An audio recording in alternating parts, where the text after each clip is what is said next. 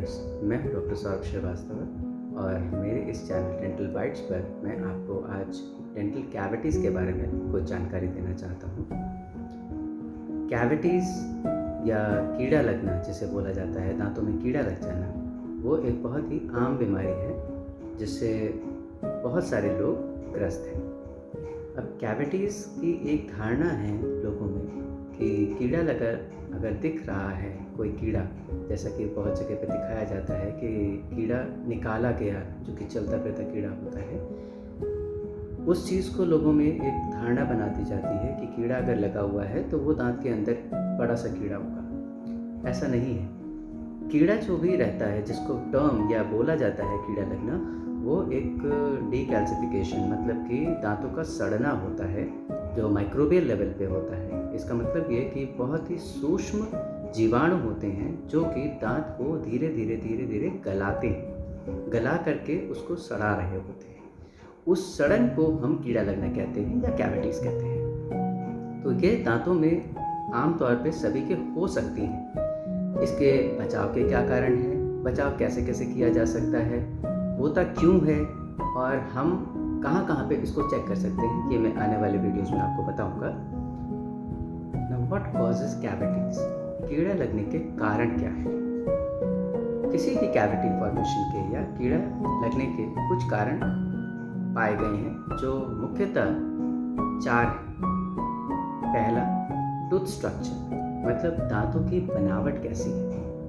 दांतों की बनावट से मतलब है कि दांत की ऊपरी सतह जो इनामल है उसका स्ट्रक्चर कैसा है, क्या वो उसमें कोई खामी तो नहीं है, वो साउंड है कि नहीं, उसकी बनावट जो दांत की होती है उसमें कहीं पर गड्ढे तो नहीं हैं डेवलपमेंटल, मतलब बनने के दौरान कहीं पे बहुत डीप फिशर्स तो नहीं बन गए हैं या पिट्स तो नहीं बन गए हैं जहाँ पे आने वाले समय में जब खाना चबाया जाएगा तो उसमें खाना रह जाएगा, चिपका रह जाएगा। ऐसी चीज़ें अगर दांत की बनावट से रिलेटेड हैं तो कीड़ा लगने के चांसेस रहते हैं। दूसरी चीज़, कार्बोहाइड्रेट्स इन फूड, मतलब अगर हम अपने खाने में रिफाइंड फूड ले रहे हैं या रिफाइंड कार्बोहाइड्रेट्स ले रहे हैं तो उनके बहुत टेंडेंसी रहती है कि वो दांतों में खाना खाने के बाद चिपके रह जाए। अगर ऐसा होता है तो वहाँ पे हमारे दांत का स्ट्रक्चर, कार्बोहाइड्रेट्स उस पर चिपके रहते हैं। तीसरा फैक्टर जो काम करता है वो है बैक्टीरिया। बैक्टीरिया हमारे मुंह में रहते ही रहते हैं और उनमें से कुछ बैक्टीरिया जैसे स्ट्रेप्टोकोकस म्यूटेंस, वो उस खाने पर जो चिपका रहता है हमारे दांतों पर, उस पर एक्टिव एंजाइम्स सिक्रीट करते हैं और उससे एसिड्स प्रोड्यूस होने लगते हैं।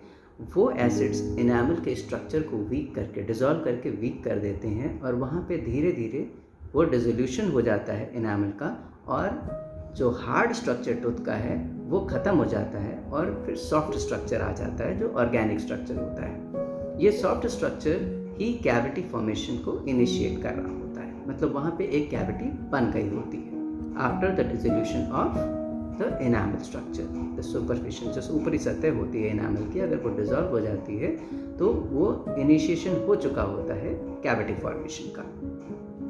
तो 3 चीज़ें मैंने अभी बताई हैं, एक आपका टूथ स्ट्रक्चर, दूसरा कार्बोहाइड्रेट जो उस पर चिपका हुआ है खाने में, तीसरा आपका bacterial enzyme formation and acid production. ये तीनों चीज़ें एक पर्टिकुलर टाइम पीरियड के लिए जब रहती हैं मुंह के अंदर, तीनों की एक्टिविटी हो रही है एक पर्टिकुलर टाइम पीरियड, उस ड्यूरेशन तक, तो कैविटी फॉर्मेशन हो जाता है। अगर हम उस को बहुत देर तक नहीं रहने देते, सबस्ट्रेट जो कार्बोहाइड्रेट हमारा है वो एंजाइमेटिक सबस्ट्रेट है, मतलब हम जो बैक्टीरियल एक्शन हो रहा है टूथ पे वो कार्बोहाइड्रेट्स के थ्रू हो रहा है, और अगर हम कार्बोहाइड्रेट्स को वहाँ पे चिपके रहने देते हैं या रहने देते हैं वहाँ पे और क्लीन नहीं करते हैं तो उसका ड्यूरेशन बढ़ता है। ड्यूरेशन के साथ एंजाइमेटिक एक्टिविटी बढ़ेगी, उससे एसिड प्रोडक्शन बढ़ेगा और वो धीरे धीरे टूथ को डिसॉल्व करेगा। तो ये 4 चीज़ें टोटल हैं जिसमें कि tooth structure, carbohydrates in the food, bacterial activity and time. ये चारों चीज़ें जब साथ आ जाती हैं तब कैविटी फॉर्मेशन हो जाता है। लोगों में कैविटी फॉर्मेशन के यही 4 फैक्टर्स देखे गए हैं। तो अगर हम इनमें से एक किसी फैक्टर को हटा देते हैं तो कैविटी फॉर्मेशन के चांसेस कम होते हैं। सो कॉमनली हम लोग जो एडवाइस करते हैं वो कार्ब्स को हटाने को एडवाइस करते हैं कि कार्बोहाइड्रेट्स दांतों पे चिपके ना रहें। तो इसके लिए हम ब्रशिंग एडवाइस करते हैं रेगुलर 2 टाइम्स। कुछ पेशेंट्स का ये क्वेश्चन रहता है कि where can I get cavities, मेरे किन दांतों पे या कहाँ पर हमें कैविटीज़ होने के चांसेस ज़्यादा हैं। तो ये चीज़ तो दांतों की बनावट पे डिपेंड करती है कि आपकी दांतों की बनावट अगर ऐसी है कि वहाँ पे खाना फंसा रह जाएगा जो आप ब्रश से नहीं क्लीन कर पा रहे हैं तो कैविटी फॉर्मेशन होना ही होना है वहाँ पर। अपार्ट फ्रॉम दैट, अगर आपके दांतों की बनावट ठीक है, वहाँ पे कहीं खाना फंस नहीं रहा है, बट आप अगर ब्रशिंग नहीं कर रहे हैं, उसको हटा नहीं रहे हैं, तो भी आपके दांतों पे खाना चिपका रहेगा और कैविटी फॉर्मेशन हो जाएगा।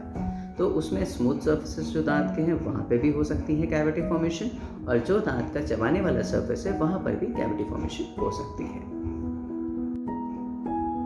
कुछ पेशेंट्स का मानना है या क्वेश्चन रहता है कि how can I check for cavities, हम अपने आप कैविटीज़ को कैसे आइडेंटिफाई करें। इसका बहुत ही सिंपल तरीका है जो अभी तक लोग करते भी आए हैं कि अपने दांतों में ब्लैक स्पॉट्स देखें। जो देखते हैं कि ब्लैक स्पॉट्स है वो अपने डेंटिस्ट के पास जाते हैं, चेकअप कराते हैं। अगर वहाँ पे डेंटिस्ट को कैच मिलता है तो वहाँ पे रेस्टोरेशन हो जाता है, फिलिंग हो जाती है, जो कि इनिशियल कंजर्वेटिव ट्रीटमेंट है। बट कई बार लोग आइडेंटिफाई नहीं कर पाते, कुछ सर्फेसेस ऐसे होते हैं जो कि नहीं दिख रहे होते हैं। तो ऐसे केसेस में अगर पेशेंट्स के दांतों में खाना फंस रहा है, कहीं पर भी पेशेंट के दांतों में कुछ सेंसेशन है, ठंडा गर्म लग रहा है या माइल्ड पेन भी हो रहा है, तो एक बार जा कर के अपने डेंटल सर्जन से कंसल्ट कर लेना चाहिए, क्योंकि हो सकता है कैविटी फॉर्मेशन का इनिशिएशन हुआ हो और उसकी वजह से आपको सेंसेशन हो सकता है ये दांतों के बीच में भी हो रहा हो सकता है कि दांतों के साइड में जहाँ पे गाल होते हैं या जीभ वाली साइड में भी हो रहा हो। तो इस चीज़ को अगर आप नहीं देख पा रहे हैं, तो अगर आपको सिम्टम्स भी आ रहे हैं कभी, तो आपको ये डेंटल सर्जन से वेरीफाई करा लेना चाहिए।